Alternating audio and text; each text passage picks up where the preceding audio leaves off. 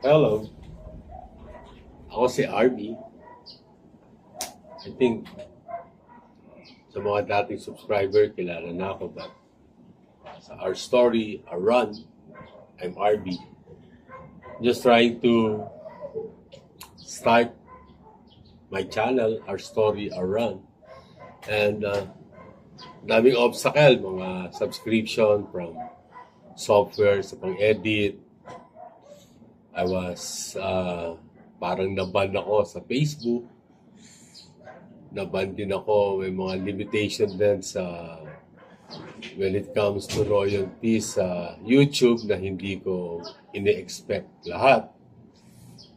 So now I'm trying to do what I can. So yung mga plano kong story, hindi ko pa magawa as of the moment. I started sa story ni Levi. Yun yung kasama ko dito sa bahay. Siya yung may-ari ng bahay na to. I just did what I can as a trial premiere episode. But I'm hoping na you can bear with me. I'm hoping give me a few more weeks siguro and some resources pa para I can really show you what I'm trying to say, what my story are. But as of the moment, brief story lang sa akin. Excuse me again. I'm 55. I have no work. I have no job.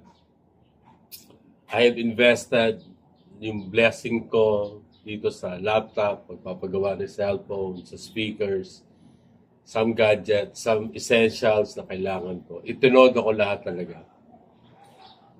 Hoping na number one is makita ko ang sarili ko. Hoping na makasimula ulit ako because being separated for 5 years, I've been through depression. I've been through a lot, personal problem, wrong decisions in life. And the reason why, again, I started this channel or doing this is hopefully makita ko ulit yung dating RP. Makita ko ulit yung sarili ko at mahalin ko na ulit ang sarili ko. Ang daming struggles, sobrang dami.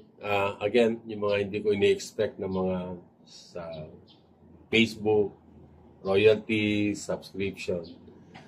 So, I decided na buwa muna, walang bali music, walang masyadong effects.